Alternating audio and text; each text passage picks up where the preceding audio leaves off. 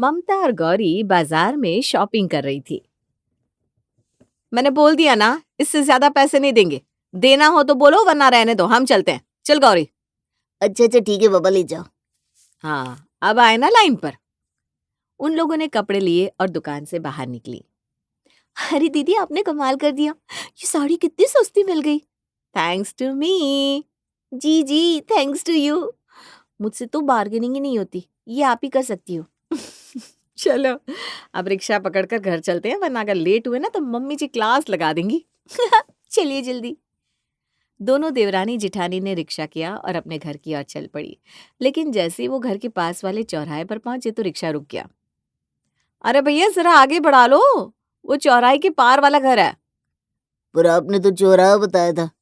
हाँ भैया, लेकिन बस 2 कदम आगे बढ़ने को कह रहे, वो सामने ही घर है। 2 कदम है तो आप यहीं से उतर कर चले जाओ। ये क्या बोल रहे हो, बढ़ा लो ना। अच्छा बाबा, ठीक है। रिक्शा घर के ठीक सामने जाकर रुक गया। ममता और गौरी ने सारा सामान समेटा और ममता ने पर्स खोलकर पैसे निकाले। लो भैया, 40 रुपया, जितना तय हुआ था उतना ही है। 40 नहीं, 50 दो अब। क्यों?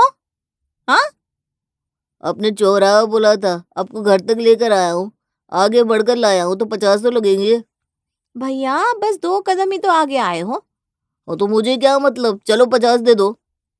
ये क्या बदतमीजी है? हाँ, 2 कदम बढ़कर आया और 10 रुपए बढ़ा दिए।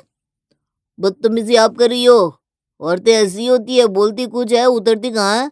और पैसे देने की बारी आती है तो चालूपंथी शुरू। ओए, जबान संभाल कर बात कर। मैं चालू हूँ? मैं? ये ले 40 रुपए, निकल यहाँ से। मुझे 50 चाहिए बस। नहीं दूंगी। और अगर इतना ही शौक है ना झगड़े का तो जा पुलिस बुला ले। चल निकल। रिक्शे वाला भी तुनक कर खड़ा हो गया। सड़क पर दोनों की लड़ाई की आवाज गूंजने लगी। मोहल्ले वाले इकट्ठा होने लगे। गौरी का चेहरा शर्म से लाल हो गया। दीदी प्लीज छोड़िए ना, जाने दीजिए ना, 10 रुपए की तो बात है। बात 10 रुपए की नहीं है, बात इसकी बदतमीजी की है। 2 कदम के पैसे बढ़ा रहा है। तो सही एड्रेस बताना चाहिए ना, मैं पहले से 50 बोलता। वाह, 2 कदम बढ़ने में तुम घिस गए ना। आज तो मजा आएगा, ममता का गुस्सा फुल फॉर्म में है। आखिर बहुत बहस के बाद ममता ने 40 रुपए ही उसके हाथ में दे मारे। दोबारा बैठना मत मेरे रिक्शा में। अरे जा जा जा, चल। रिक्शे वाला गुस्से में चला गया। गौरी ने लंबी सांस ली। उसका सर शर्म से झुका हुआ था। जैसे ही वो घर में जाने लगी, मोहल्ले की पड़ोसन मारिया रास्ता काटकर सामने आ खड़ी हुई। अरे गौरी, क्या तमाशा था अभी, पूरा मोहल्ला सुन रहा था। कुछ नहीं मारिया दीदी, वो रिक्शे वाला ही लड़ने लगा था। सच में? वो तो ठीक लग रहा था, तुम्हारी जेठानी ही ज्यादा गर्म लग रही थी। अब क्या बताऊं, 10 रुपए की बात थी, दे सकती थी, पर नहीं। इनको ना लड़ने का शौक है। कोई भी बात हो जाए, बहस करनी जरूरी है। मैंने कहा भी छोड़ दो, पर नहीं, झगड़ा ही करने लगी। ये तो मैंने देखा है, चिंगारी कहीं से भी उठे, आग तो आपकी जेठानी ही लगाती है, पूरा मोहल्ला जानता है। सच कहूं दीदी, हम लोग तो चुपचाप ही रहते। हमें झगड़े विवाद पसंद नहीं है। लेकिन दीदी को मौका मिल जाए ना तो किसी को भी पकड़कर भीड़ जाती है। इस बीच 2 और औरतें कान खड़े करके आ गई। क्या हुआ, क्या हुआ? आवाज सुनी भाई हमने।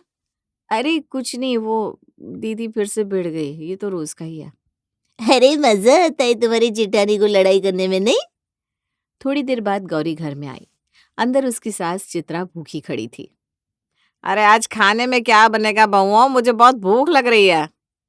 चोखा बना लेती हूँ। नहीं नहीं मम्मी जी, आज दाल बना लेते हैं। हाँ, तुम तो दाल जैसी सिंपल हो ना, और मैं थोड़ी चटपटी, इसलिए चोखा ही खाऊंगी। अरे वाह, जेठानी का चोखा और देवरानी की दाल। गौरी मन ही मन चिढ़ तो गई, पर कुछ बोली नहीं। अगले दिन सुबह उनके ससुर रामलाल बाहर जॉगिंग के लिए घर से निकले। जैसे ही उन्होंने पहला कदम सड़क पर रखा, उनका पैर केले के छिलके पर पड़ा और वे लड़खड़ाए। अरे बाप रे, गिरते गिरते बचा। वे तुरंत डर कर वापस घर में आ गए। ममता उन्हें हड़बड़ाए देखकर दौड़ कर आई। क्या हुआ पिताजी? अरे किसी ने केले का छिलका फेंक रखा था गेट के पास, गिर जाता तो हड्डी ही टूट जाती। किसने फेंका होगा ये कूड़ा? वो तुरंत बाहर निकली और वहां खेल रहे बच्चों को घूरा। ये छिलका किसने फेंका यहाँ? बच्चों ने एक छोटे लड़के की ओर इशारा किया। ममता ने उसे पकड़कर डांटना शुरू किया। तमीज नहीं है तुम में? हैं? किसी के घर के सामने कूड़ा ऐसे फेंकते? मेरे ससुर जी गिरते गिरते बचे हैं। चलो माफी मांगो। मैं क्यों माफी मांगू? छोड़ो मुझे, छोड़ो। तभी उसकी माँ मारिया दौड़ते हुए आई। मेरे बच्चे पर क्यों चिल्ला रही हो? तुम्हारे बेटे ने केले का छिलका फेंका हमारे घर के सामने। मेरे ससुर जी गिर भी सकते थे, ऊपर से माफी भी नहीं मांग रहा है। अरे बच्चे हैं, हो जाती है गलती, इतना ड्रामा क्यों? ड्रामा? अगर मेरे ससुर जी को चोट लग जाती तो? तुम लोग बच्चों को मैनर्स सिखाते नहीं, उल्टा हमें सुनाने आ गई। दोनों की लड़ाई जोर पकड़ गई। आवाजें गली में गूंजने लगी। तभी चित्रा और गौरी बाहर आई और ममता को पकड़कर खींचने लगी। अरे बस करो ममता, जाने दो। आज के बाद अगर हमारे घर के सामने कुछ फेंका ना तो मैं किसी को नहीं छोड़ूंगी। हाँ। पूरा मोहल्ला ड्रामा देख रहा था। गौरी ने जैसे तैसे ममता को अंदर भेजा और खुद मारिया के पास जाकर खड़ी हो गई। तुम्हारी जेठानी ना पागल है सच में। मैं क्या बताऊं, कोई भी बात हो दीदी ना भड़क जाती है। बच्चे हैं, गलती हो जाती है, पर दीदी को तो सिर्फ बहस का मौका चाहिए। हर जगह लड़ पड़ती है। हाँ सही कहा तुमने, मोहल्ले में सब यही कहते हैं। हाँ भाई, दीदी तो हमारा रोज का सिर दर्द है। अगले दिन दोपहर को गौरी की भाभी घर मिलने आ गई। गौरी खुश हो गई। उसने भागकर दरवाजा खोला और मुस्कुराते हुए उनका स्वागत किया। अरे भाभी, आइए आइए, अंदर आइए। कितने दिन बाद आई आप। हाँ, आ तो गई। चलो देखते हैं तुम्हारा घर-बार कैसा चल रहा है। गौरी उन्हें अंदर ले गई। चाय नाश्ते की तैयारी में लग गई। उधर चित्रा और ममता भी बैठ गई। भाभी ने दोनों को नमस्ते किया, लेकिन नजरें गौरी पर ही टिकी रही। गौरी गर्मा गर्म पकौड़े और चाय लेकर आई। ओहो! तुमने बनाया ये सब? हाँ भाभी, मैं नहीं। अच्छा, वैसे पहले भी तुमसे ठीक से नाश्ता नहीं बनता था और आज भी बस ठीक-ठाक ही है। तुम्हारी मम्मी कहती थी ससुराल जाकर सीख जाएगी, लेकिन लगता नहीं है कि यहाँ भी सीख पाई, है ना? भाभी मैंने तो। हाँ, हाँ, कोई बात नहीं। तुम्हारा ससुराल अच्छा है, कोई कुछ कहता नहीं, इसलिए सब चलता ही यहाँ। वरना कहीं और होती ना तो रोज़ बातें सुनाती तुम्हें। गौरी की आंखें झुक गई। वो कुछ नहीं बोल पा रही थी, पर ममता ने उसकी जगह बोलने का बीड़ा उठा लिया। भाभी जी, एक बात पूछूं? हाँ, पूछो। मैंने तो सुना था आपकी बहन की सगाई पिछली बार टूट गई थी क्योंकि वो किसी और से प्यार करती थी। तो अब क्या सीन है? भाभी का चेहरा लाल हो गया क्योंकि उनकी दुखती रग पर हाथ रख दिया गया था। ये बात आपने कहाँ से सुनी? अरे बातों का क्या है, मुंह से निकले तो कानों तक पहुंच ही जाती है। वैसे आपकी बहन खाना तो बना लेती है ना? क्योंकि हमारी गौरी तो बहुत अच्छी दाल बनाती है। हाँ, बिल्कुल। वो नाश्ते वाली बात तो मैं बस मज़ाक में कर रही थी। अच्छा, तो फिर मैं भी मजाक कर रही थी, बुरा न मानो। कमरा जैसे 10 सेकंड के लिए फ्रीज हो गया। भाभी ने होंठ भींचे, बैग उठाया। ठीक है, मैं चलती हूँ, समय हो गया है। अरे भाभी, इतनी जल्दी? हाँ, और भी कहीं जाना है मुझे। बिना पीछे मुड़े निकल गई भाभी। गौरी फौरन बोली, दीदी आपको उनसे इतना नहीं बोलना चाहिए था, वो हमारी मेहमान थी। मैं तुम्हारा साथ दे रही थी, वो तुम्हें इतना ताना मार रही थी, मुझे अच्छा नहीं लगा। गौरी, बड़ी बहू ने बिल्कुल सही किया। तुम्हारी भाभी की जुबान कुछ ज्यादा ही तेज है। घर में आई थी या तुम्हें नीचा दिखाने? लेकिन फिर भी। सुनो, मैं माफी मांगती हूँ।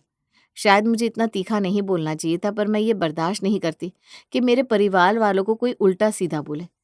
तुम मेरी देवरानी नहीं हो, मेरी बहन जैसी हो। ठीक है दीदी, कोई बात नहीं। मैं बस चाहती हूँ कि सबके बीच शांति बनी रहे। अगले दिन सुबह सुबह ममता नहाकर बाहर निकली।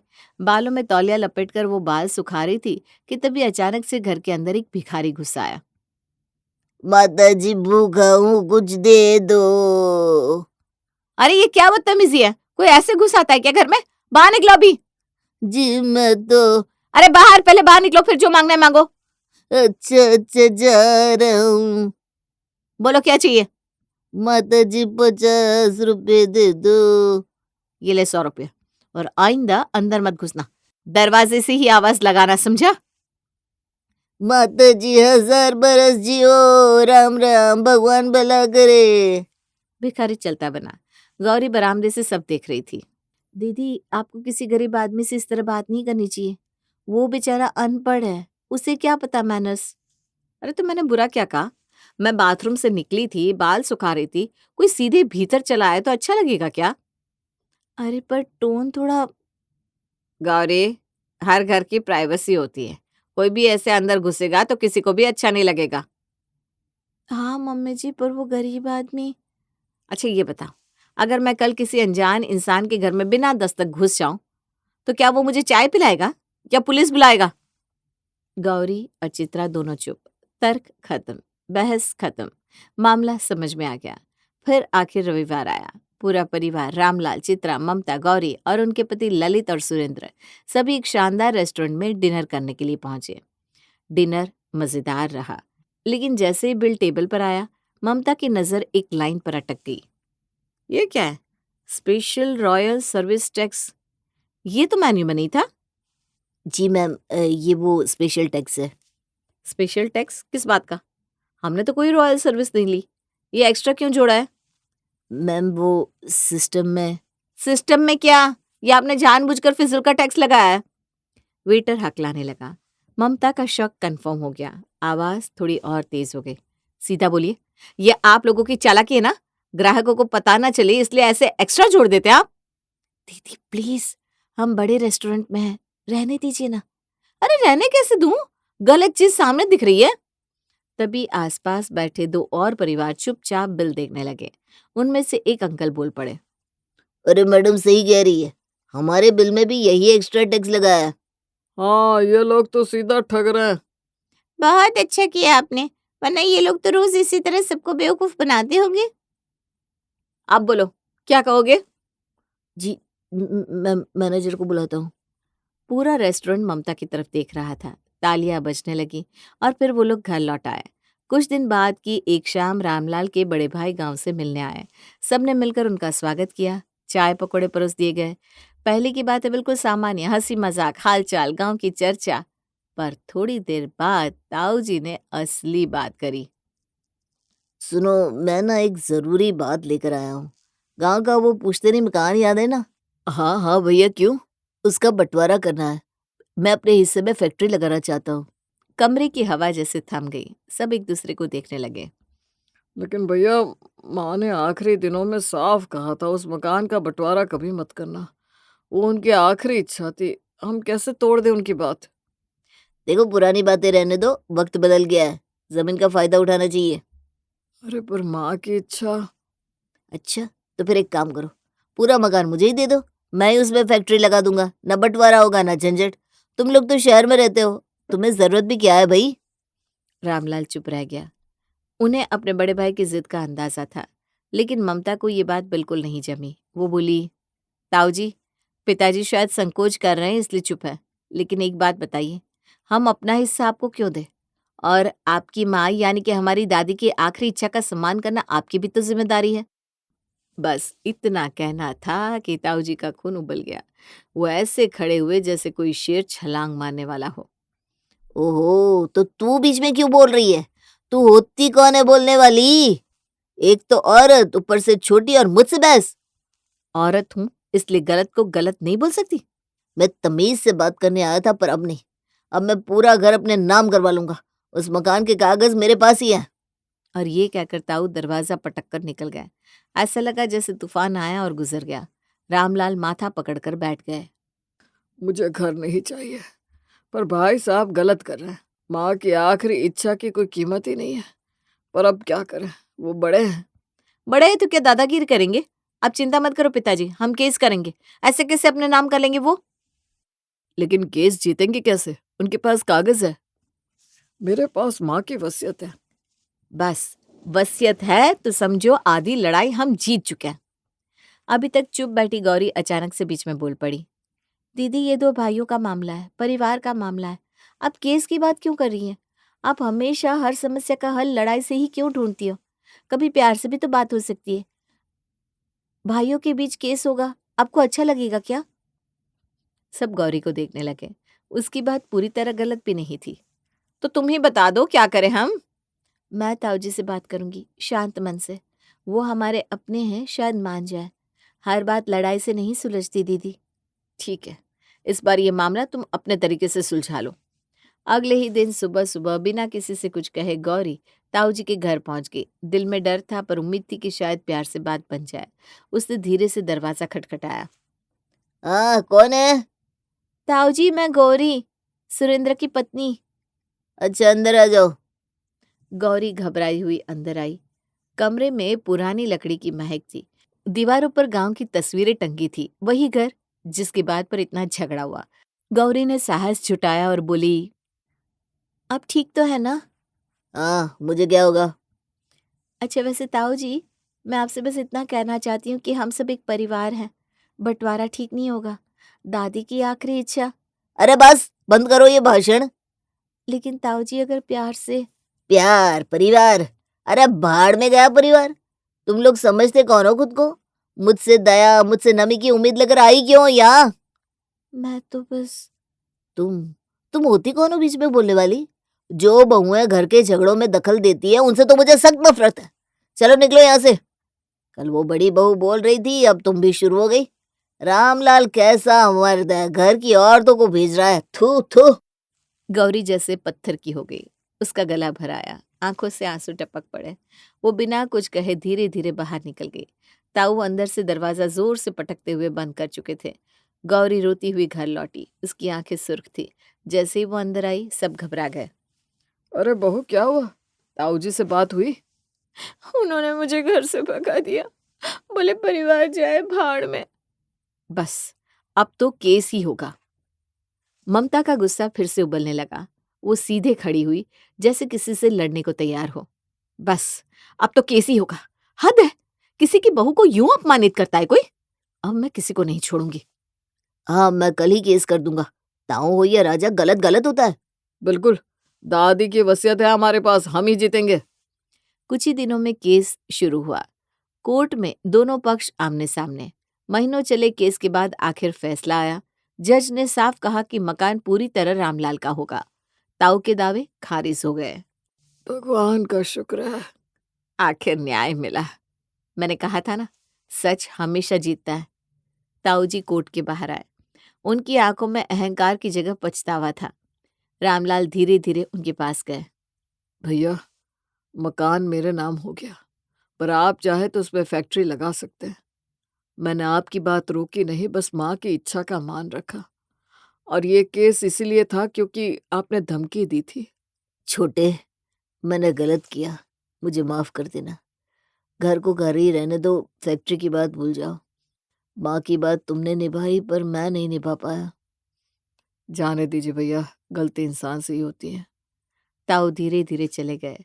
वो दिलों की सफाई का दिन था। घर लौटकर गौरी सीधे ममता के पास आई। उसकी आंखों में शर्म और अपनापन दोनों थे। दीदी, मैं गलत थी। आप शुरू से ही सही थी। माफ कर दीजिए। मैंने आपको केस ना करने के लिए रोका था। अरे बेवकूफ, माफी मत मांगो। मैं जानती हूँ तुम्हें लड़ाइयाँ पसंद नहीं है, पर वो कहावत है ना, लातों के भूत बातों से नहीं मानते। कुछ लोग प्यार से नहीं, सख्ती से ही समझते हैं। गौरी हंस पड़ी। घर में शांति लौट आई।